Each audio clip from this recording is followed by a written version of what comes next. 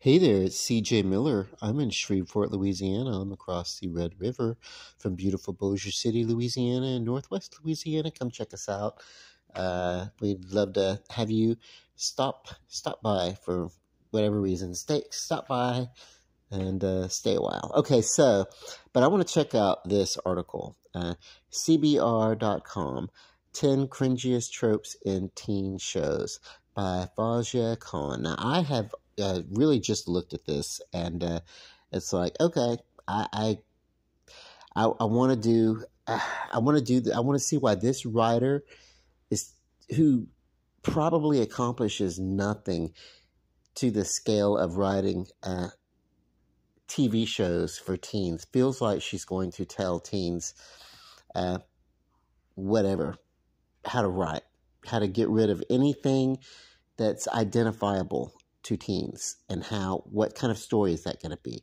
If you whitewash the teen experience, if you dilute it from what it is, and everybody's lovely and everybody's friendly, and there aren't different types of people and different types of personalities from different parts of life, and that they don't clash, and there's no problem to be had as a teenager, then what's the point of even having a story, telling a story? How do you tell a story about teenagers who have no problems, right? So the first thing they talk about is ridiculous clothes. Well, this is answered best in a movie, Don't Tell Mom the Babysitter's Dead. Christina Applegate's character answers to the firm. They're wanting to create uniforms for teens to wear at school, and she's like, "No, my high school was like a fashion show," and so yeah, there was a kickback, but that's what it was. It was like, no, it's like teens do pay attention to fashion, and if they can't mimic haute couture, they certainly influence haute couture, because haute couture borrows a lot from teens. I remember being in, I was at my trade school when I was in my early 20s. There was a trend where you would buy like a long braided belt, and instead of fastening it, you actually would just ignore the buckle and just tie it in a knot. That was great. Everybody did that, you know. People look at magazines and fashions and trends, and they follow through with it. That's not an unrealistic thing. Is it blown up a little bit on TV? Yeah, but you know, if you're from the heartland of America, maybe you don't get to you'll look at that influence, but maybe you don't get. Let me just say, people put a lot into labels, and they did in the 80s and 90s, and I'm pretty sure they still do today. Okay, it's prom as an ultimate high school experience.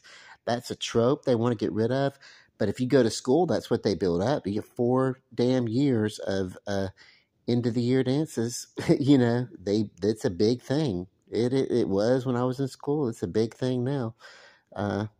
High school hierarchies, still a thing, but you don't want us to write about it. Whatever, you know, it's still a thing. The loner. Some of the worst protagonists in teen shows are the girls and boys who claim they're different and not like the others. These characters like to openly eschew things that supposedly typical teenagers are interested in, like fashion for women. Do you remember number 10? They don't want to write about fashion for women because the writer is different and does not want to care about fashion for women in high school because, oh. And here, if you don't pay attention to fashion, then that's a trope. So if you pay attention to fashion, it's a trope. If you don't pay attention to fashion, it's a trope. If you go along with cliques, it's a trope. If you don't go along with cliques, it's a trope. If you're not sporty, it's a trope. Or if you are sporty, it's a trope. You know, so whatever. I mean, love triangles. Well, you know, triangles, try quadruples and quintuplets and stuff, you know. People dating somebody new every 3 weeks in high school. Physical perfection. You know what? You know, it's TV. It's TV. So they really do look for beautiful people on TV. And you know what? If you, yeah, that's it. You know, that's really what you go for. And I don't know what to say. Of course, if you're not this, then you must be a loner. You know, the nerd. They haven't got to the nerd. They haven't gotten to the nerd or the geek part. You know, the Screech or the Urkel or something like that. Maybe that was from the year before. The newcomer. Well, you know what? This is a good trope to begin any story. What is a good catalyst for the beginning of a story than involving a new element? You know, and a new element is most likely a new person. One of the longest running soap operas in television history is The Young and the Restless, and that begins with the character being driven into Genoa City. First 4 minutes of it's on YouTube, so he's being driven into this fictional town that's and that's where the story begins. You know, it's just, you know, it's a bunch of bored people in a mid-sized town, and this newcomer, and it's going to shake things up, and that's how it starts. And the first 4 minutes is this guy in a truck, and the guy driving is yeah, hey, you sure are preoccupied with Genoa City. He's like, yes, I guess this is where I'm getting off. You know, and so I might watch it. I like soap operas. So, Ugly Ducklings. Here we go. This is your, I don't know what they, Ugly Ducklings typically, have a turning point and they become well liked, like Carrie. Right? No. But that was a trope, wasn't it? That was the false ugly duckling. But she was an ugly duckling that became a beautiful swan and then got trashed. Stephen King was a master at that. Backstabbing and friends. You think this kind of stuff doesn't happen in school still? Sure it does. I have nieces and nephews that tell me about it, you know. Ivy League overachievers. That's all the way back to the people who pay attention to fashion. The big mistake is compartmentalizing and saying these characters are one dimensional. Playing these characters is one dimensional. But yeah, no, this is they tell stories about this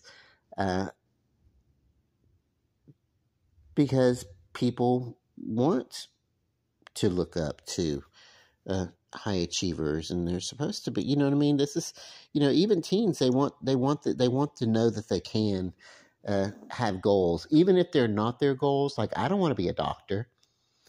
I do not want to be a doctor. Never did. But it's nice to know that if that was my ambition, that's what I could have strived for, and it would have been achievable. You know, not everybody wants to go to a top tier, you know, top 3 university or anything like that. But hey, it's nice to know that those goals are out there, you know. And so why not talk about them? Because that's what they talk to us about all the way through my junior high and high school, is what my college was going to be. And turns out, a little bit of college, but mostly trade school. A little bit of college, mostly when the community college had a junior college or community had a class that I was interested in taking. But I did go and take some psychology later on and some certification. But, oh God, never mind that article. Look, that person does not know what they're saying. They're contradicting themselves all the way through that. You can't say, hey, we don't want this, but that we also don't want the opposite of what this is. You know what I mean? Like, whatever. She could have just written an article if she knew what she wanted to say, and here's what she wanted to say. If she could have just written about not having characters being one-dimensional, which is exactly the point of the movie of The Breakfast Club. You dumb dimwit. You need to watch that movie. Okay.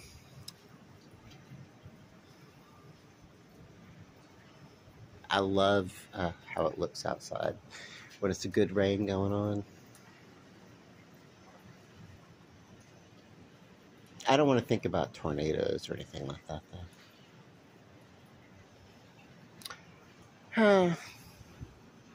I hope you guys have a nice day. Forgive my rambling. I'm getting myself geared up uh, uh, for some stuff, and it's like it helps me to uh, mindlessly talk about things that aren't really that important. But you can't write a story without conflict.